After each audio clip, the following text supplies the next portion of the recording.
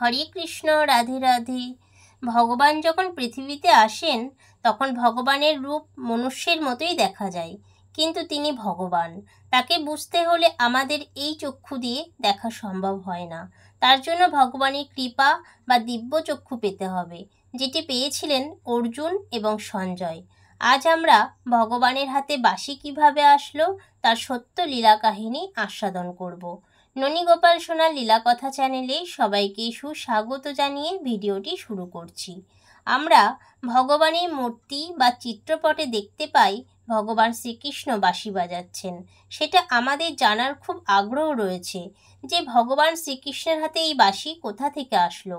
ভগবান শ্রীকৃষ্ণ বাল্যকালে অনেক কটি লীলার মধ্যে এই বাঁশির লীলা অন্যতম। সেই লীলাতে আমরা দেখতে পাই ভগবান শ্রীকৃষ্ণ খেলা করতে করতে একদিন গঙ্গার তীরে গিয়েছিলেন। তখন শ্রীকৃষ্ণ দেখলেন এক বৃদ্ধ বাঁশি বাজাচ্ছে এবং বাঁশি বিক্রি করছে। ওই বাঁশির সুর শুনে ভগবান শ্রীকৃষ্ণ বৃদ্ধ লোকটির কাছে গিয়ে বসলেন এবং বললেন, হে মুনিবর, আপনার বাঁশির সুর খুব সুন্দর, আপনি কি আমাকে শেখাবেন বাঁশি বাজানো? তখন বৃদ্ধ লোকটি বললেন, তুমি খুব ছোট, তুমি পারবে না বাঁশি বাজাতে। তখন ভগবান শ্রীকৃষ্ণ কেঁদে বলেন, আমি পারবো, দয়া করে আমাকে শিখিয়ে দিন।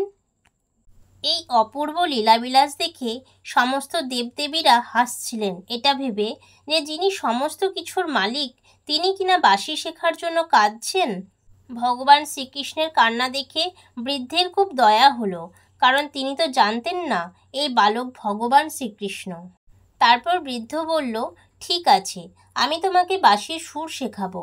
বৃদ্ধের এই কথা শুনে ভগবান শ্রীকৃষ্ণ খুবই আনন্দিত হলেন।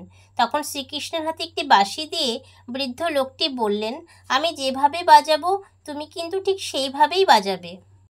ভগবান শ্রীকৃষ্ণ বললেন, ঠিক আছে।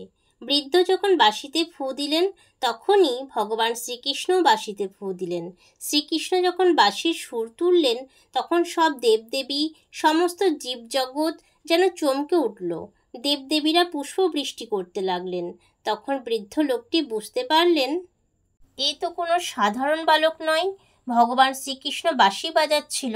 তখন বৃদ্ধ লোকটি ভগবানের চরণে দণ্ডবৎ প্রণাম করলেন। এইভাবেই ভগবান শ্রীকৃষ্ণের কাছে প্রথম বাঁশি আসলো এবং ভগবান বাঁশি বাজানো শুরু করলেন। প্রথমেই বলেছি, ভগবান শ্রীকৃষ্ণ যখন মর্তধামে আসেন তখন মনুষ্যরূপেই আসেন, কারণ একমাত্র মানুষের সাথেই লীলা অতি মধুর হয়। কারণ মানুষ জানতে পারে না শ্রীকৃষ্ণ আসলে ভগবান। মানুষ যদি জানতে পারত শ্রীকৃষ্ণ আসলে ভগবান, তাহলে ভগবানের সঙ্গে লীলাগুলো এত মধুর হতো না। আজকের ভগবানের বাঁশি লীলা পর্বটি আপনাদের কেমন লাগলো? যদি ভালো লেগে থাকে তাহলে ভগবানের বিষয়ে এইরকম অনেক অজানা তথ্য পেতে ননীগোপাল সোনার লীলা কথা চ্যানেলের সঙ্গে যুক্ত থাকুন। রাধে রাধে।